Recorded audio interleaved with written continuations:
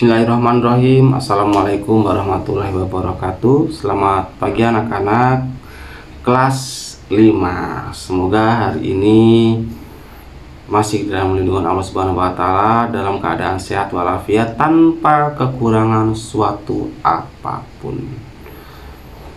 Kita kembali di pelajaran 5 di pendidikan agama Islam. Kemarin kalian sudah belajar tentang Nabi Daud alaihissalam dan Nabi Sulaiman alaihissalam. Hari ini kita akan belajar tentang kisah Nabi Ilyas dan Nabi Ilyasa.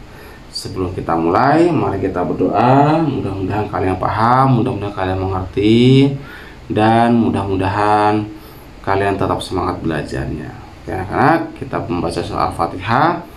Ila hadaniyah wa ala kulli niyatin sholihah wa ila khatati Nabi Mustafa Rasulullah sallallahu alaihi wasallam. Al-Fatihah. A'udzu billahi minasyaitonir rajim. Bismillahirrahmanirrahim. Alhamdulillahirabbil alamin arrahmanir rahim maliki yaumiddin.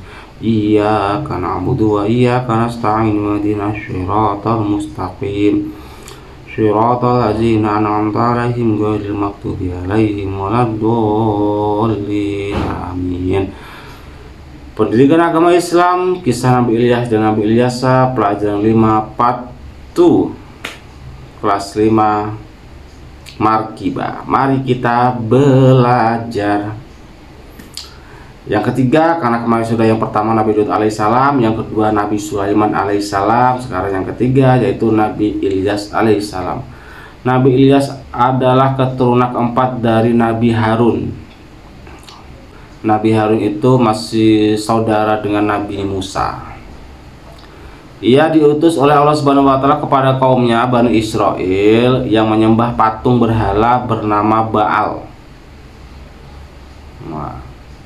Kaum Bani Israel ini menyembah patung bernama Baal. Berulang kali Nabi Ilyas alaihissalam memperingatkan kaumnya, namun mereka tetap durhaka, menentang, dan bahkan mereka membenci dan hendak membunuh Nabi Ilyas. Padahal ajarannya benar. Ajaran Nabi Ilyas ini benar, tapi pengen bunuh oleh kaum Bani Israel. Agar selamat dari kerajaan orang-orang kafir, maka Nabi Ilyas alaihissalam bersembunyi di dalam gua selama 10 tahun lamanya, menghindari pembunuhan dari Bani Israel tadi. Karena kedurhakaan orang-orang kafir itulah Allah Subhanahu wa taala menurunkan musibah kekeringan. Di sana tidak pernah hujan selama 3 tahun. Wah, kekeringan.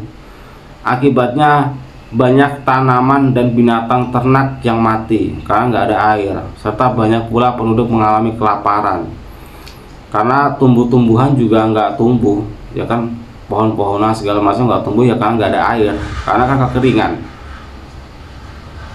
karena kekurangan makanan. Setelah musibah terjadi, mereka baru tersadar bahwa Nabi Ilyas itu ajarannya benar. Ya kan, setelah terjadi baru menganggap benar ajaran yang dibawa oleh Nabi Ilyas. Setelah kaumnya sadar, Nabi Ilyas alaihissalam berdoa kepada Allah agar musibah kekeringan itu dihentikan. Doa Nabi Ilyas alaihissalam didengar dan dikabulkan Allah Subhanahu wa taala. Namun setelah musibah itu berhenti, hujan lagi, tanaman dan ternak kembali baik, mereka kembali durhaka kepada Allah Subhanahu wa taala. Ya udah dibaik-baikin, malah durhaka lagi kepada Allah Subhanahu wa taala kan.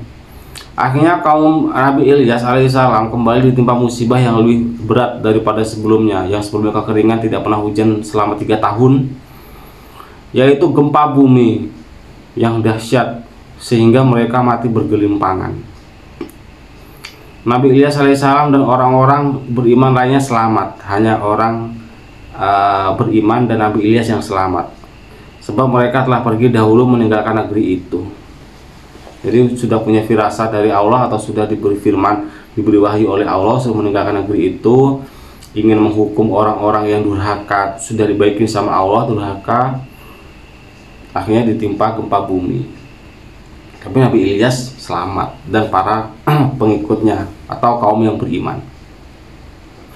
Yang keempat, kisah Nabi Ilyas alaihissalam. Nabi Ilyas adalah keponakan Nabi Ilyas. Yang ketiga tadi Nabi Ilyas ya. ia pernah bersembunyi bersama Nabi Ilyas di gunung untuk menghindari bala tentara Raja Ba'laba tadi. Setelah Nabi Ilyas alaihissalam meninggal dunia, Ilyasa menggantikan dalam mengurusi kaumnya. Allah Subhanahu wa Ta'ala menjadikan sebagai nabi setelah Nabi Ilyas. Ilyasa, kan? Nabi Ilyasa melanjutkan misi pamannya sampai akhirnya kaum Nabi Ilyasa kembali taat. Awalnya nggak taat, terus diberi kekeringan, diberikan kekeringan, akhirnya tobat sudah dibaikin lagi sama Allah. Akhirnya udah dikasih hujan, ternak segala macam,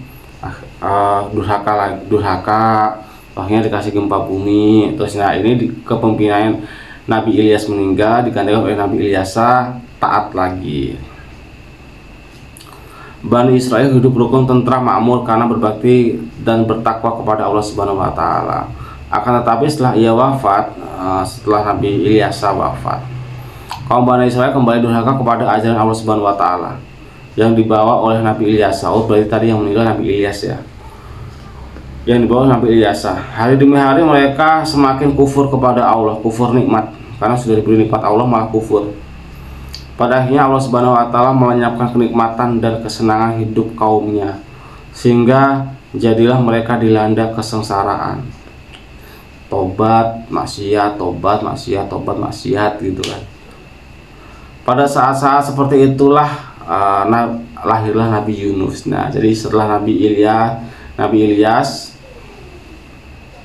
ya kan, tadi awalnya kan Nabi Harun ya, terus turun ke Nabi Ilyas, habis Nabi Ilyasa lahirlah Nabi Yunus alaihissalam.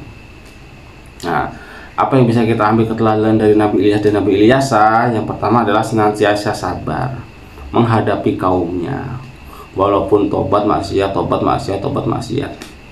Yang kedua, berdoa untuk kaumnya. Maksudnya itu walaupun kaumnya itu melakukan maksiat, tetapi tetap Nabi Ilyas ini berdoa kepada Allah Subhanahu wa Ta'ala, tetap untuk diberikan ampunan.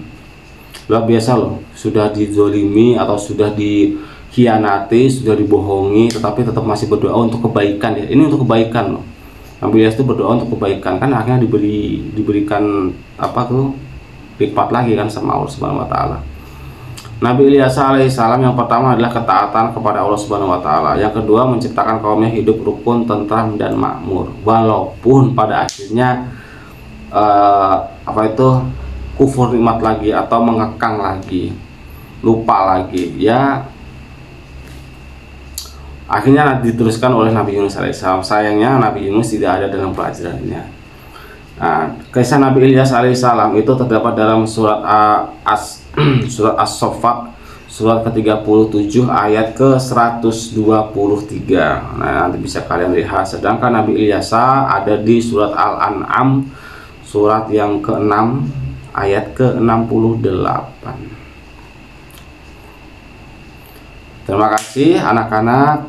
Silakan kerjakan tugas berikutnya. Tugas yang pertama adalah tuliskan kisah teladan apa yang bisa kamu ambil dari kisah Nabi Ilyas atau sama kaum tadi ya, yang tobat maksiat tadi.